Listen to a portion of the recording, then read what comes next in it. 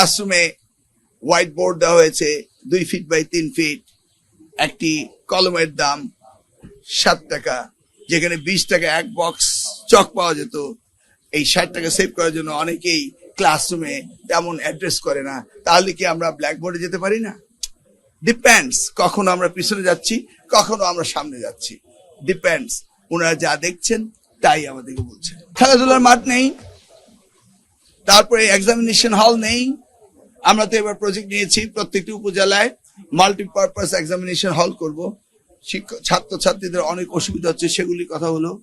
আমাদের various problem, শিক্ষা মন্ত্রী তো প্রচুর প্রবলেম রয়েছে, অ্যাজ ইউ নো, আপনারা তো এক্সপার্টিস্ট, বলুন। প্রত্যেকটি প্রবলেমই তারা অ্যাড্রেস করেছে, বাট এটার বিউটি হলো তারা একদম মাঠ থেকে যেটা দেখেছে সেটাই অ্যাড্রেস করেছে। ওনারা বলেছেন যে শিক্ষার্থীরা অ্যাট্রাক্টেড না, স্কুলে আসতে চায় না, তারা আনন্দ ঘন স্কুল চায়, যেটা আমাদের মাননীয় প্রধানমন্ত্রী আমাদের এজেন্ডার মধ্যে রেখেছেন। হ্যাঁ, লার্নিং উইথ জয় আমরা ক্লাস 4 এ দিয়েছি, 6 এ দিয়েছি। তারা তাদের লেখাপড়া কম্পিটিশনের কথা বলেছে, সেগুলি তো আমরা করছি। কারিকুলামের কথা বলেছে, সেগুলি আমরা করছি। মাননীয় প্রধানমন্ত্রী মিড ডে মিলের কথা বলেছেন, তারা একই কথা মিড ডে মিলের কথা বলেছে।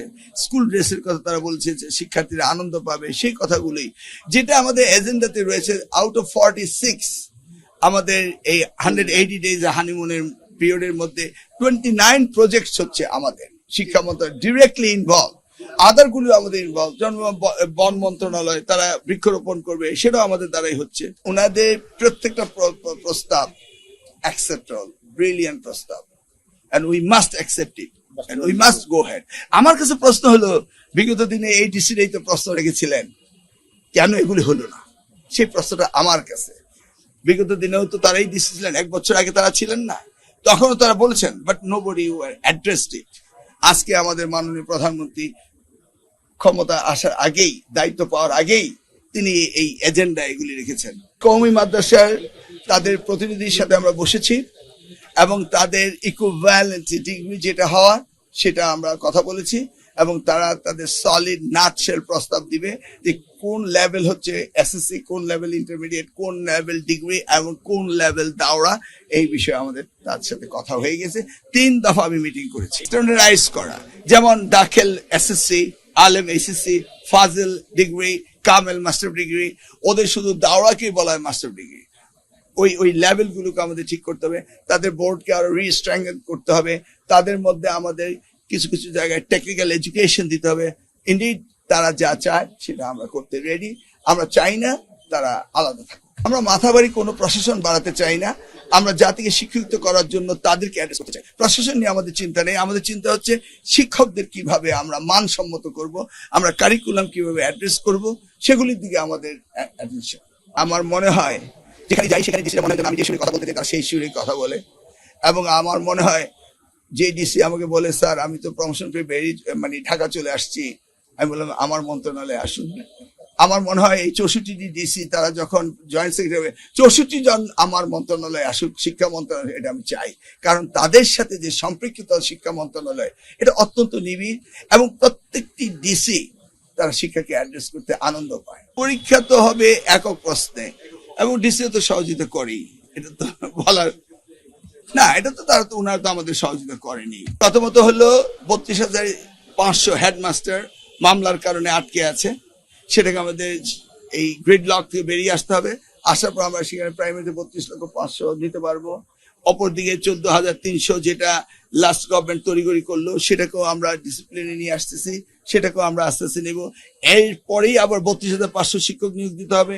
আবার অ্যানাদার 15,000 প্রাইমারিতে রয়েছে, 77,000 আমাদের শিক্ষক নিয়োগ দিতে হবে। পাবলিক সিস্টেমে 7,000 নিয়োগ দিতে হবে আমাদের গভর্নমেন্ট হাই স্কুলতে। Huge number, as soon as possible. আমরা পিএসসির আশায় ছিলাম, পিএসসি আমাদেরকে যদি না দিতে পারে তাহলে আমরা ইমিডিয়েটলি ডিসিশন নিব যে আমরা স্পেশাল কোনো পরীক্ষা নিতে পারি কিনা, কারণ আমরা তো শিক্ষক ছাড়া শিক্ষা প্রতিষ্ঠান চালাতে পারবো না, এটা তো আমরা সকলেই বুঝি। আর এদিকে তো আমাদের কোনো বাজেটে তো ঘাটতি নেই। মাননীয় প্রধানমন্ত্রী তিনি আমাদের জিডিপিতে বাজেট বাড়িয়ে দেওয়ার প্রতিশ্রুতি দিয়েছেন। এখন আমরা তো সেইভাবে প্রজেক্ট তৈরি করতে হবে, সেইভাবে আমাদের কাজ করতে হবে। আমাদের প্রচুর সুযোগ রয়েছে শিক্ষায় কাজ করার। বিষয় হচ্ছে শিক্ষকতা করবে সেই শিক্ষকতা করার জন্য তাদের যে যোগ্যতার ভিতরে যে প্রশ্ন উঠেছে সেখানে কোনো ঘাটতি আছে কিনা সেটা আমরা দেখব। ধরুন তাদেরকে জয়েন করার পরে আমরা টিচার্স পিটিআইতে পাঠিয়ে দিব, সেখানে তারা ট্রেনিং নেবে এবং সেই জায়গায় যদি তারা ফেল করে তাহলে তারা শিক্ষক হতে পারবে না। আর তারা সরকারি বিধিতে যেটা রয়েছে যে 2 বছর যদি তারা সাকসেসফুলি তারা চাকরি করতে পারে তখন আমরা তাদেরকে পার্মানেন্ট করব। সবকিছুই দেশের শিক্ষার ভালোর জন্যই আমরা করব, খারাপ ইন্টেনশন তার আমাদের নেই।